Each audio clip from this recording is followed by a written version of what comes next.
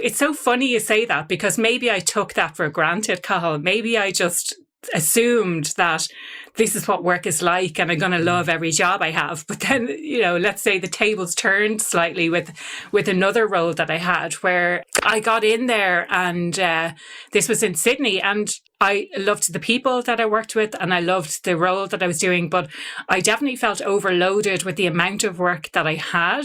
And the leaders were making all sorts of promises to me, like, oh, you're going to be a director. What kind of director do you want to be? And then one of my peers was promoted to be my manager. And the entire situation was just like, I think within a couple of months, I felt like I was up to speed with everything that was going on. There were other people coming to me, asking me questions, but they'd been at the organization for longer. So it was a really kind of strange situation to be in.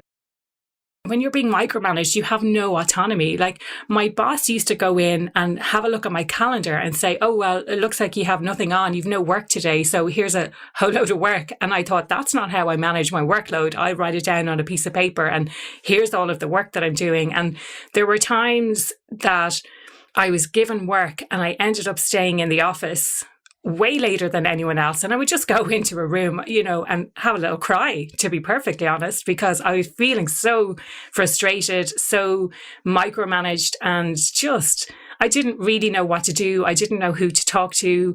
And I think that's probably a huge problem, generally speaking, in work, that if you're having a problem, who can you talk to? Is it your manager? Like, is your manager open to that? Or is it, if you have a problem with your manager, is their boss going to take their side?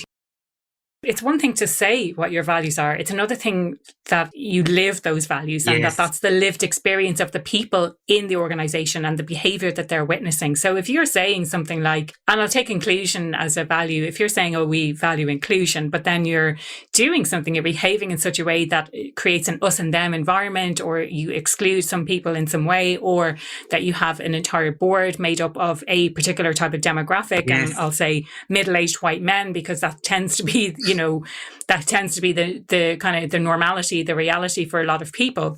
So it's about living the values, not just saying what they are. It's about the lived experience of the people. And what I do is assess what the values are versus what the lived experience of the people there is. So it's not just about saying what your values are. It's about assessing what your values are, and then assessing what the values of the people that you want to bring into the organization are, and seeing if it's a good match.